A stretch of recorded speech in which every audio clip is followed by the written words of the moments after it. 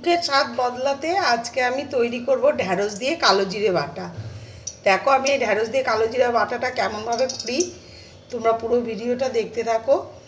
আর এই কালো জিরে বাটাটা করব ঢ্যাঁড়স দিয়ে, যাদের খুব ঠান্ডা লেগেছে, সর্দি আছে, মুখে কোনো স্বাদ নেই, এটি খেলে খুবই ভালো লাগবে।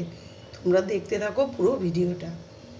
কড়াইতে আমি সর্ষের তেল দিয়ে দিয়েছি, দিয়ে দেবো একটু কালো জিরে ফোড়ন। ফোড়নটা একটু নেড়ে চেড়ে আমি দিয়ে দেবো ওই ধুয়ে কেটে রাখা, এই লম্বা লম্বা করে কেটে নিয়েছি ঢ্যাঁড়স বা ভেন্ডি যাকেই বলে, দিয়ে দিচ্ছি। আর একটু ভালো করে আমি এটাকে ভেজে নেব। প্রথমেই নুন দেবো না, নুন দিলেই ঢ্যাঁড়সের গায়ে একটা বিজলা বিজলা ভাব থাকে, সেই বিজলাটা বেরিয়ে আসবে। তা আমি আগে একটু ভালো করে ভেজে নেব নুন ছাড়াই। ঢ্যাঁড়সটাকে আমি নুন ছাড়া দেখো এবার ভেজে নিয়েছি। এবার আমি পরিমাণ মতো নুন আর হলুদ দিয়ে এবার ভেজে নেব, ভালো করে আবার একটু ভেজে নেব। ঢ্যাঁড়সটাকে নুন হলুদ দিয়ে ভালো করে ভেজে নিয়েছি।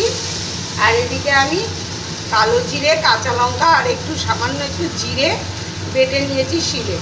এই বাটা মশলাটা দিয়ে দিচ্ছি, একটু জল দিয়ে বাটিটা দিয়ে মশলাটাকে কষিয়ে নেব।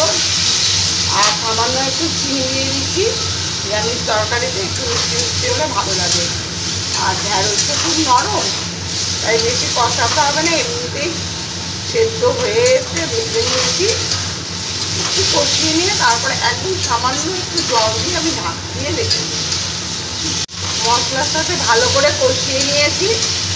এবার আমি সামান্য জল দেব, একদম কম করে জল দিলাম। ঢ্যাঁড়স আমার ভাজার সময় সেদ্ধ হয়ে গেছে। এবার গ্যাসের ফ্লেমটাকে একদম লোতে রেখে আরেকটু আমি সেদ্ধ করে নেব। ঢ্যাঁড়স দিয়ে কালো জিরে বাটা আমার দেখো পুরো রেডি হয়ে গেছে। রেসিপিটা তোমরা একবার এভাবে করে দেখো, আশা করি তোমাদের খুবই ভালো লাগবে। আর রেসিপিটা ভালো লেগে থাকলে লাইক, কমেন্ট ও শেয়ার করে দিও, আর সাবস্ক্রাইব করে দিও ইউটিউব চ্যানেলটিকে। একদম যাদের মুখে স্বাদ নেই তারা একবার এইভাবে করে দেখো, আমার কথাতে তোমাদের খুবই ভালো লাগবে আর মুখে স্বাদ চলে আসবে। গরম ভাতের সাথে একবার খেয়ে দেখো, তোমাদের খুবই ভালো লাগবে। যাদের জ্বর হয়েছে, জ্বরের মুখে খেলেও এটি খুবই ভালো লাগবে।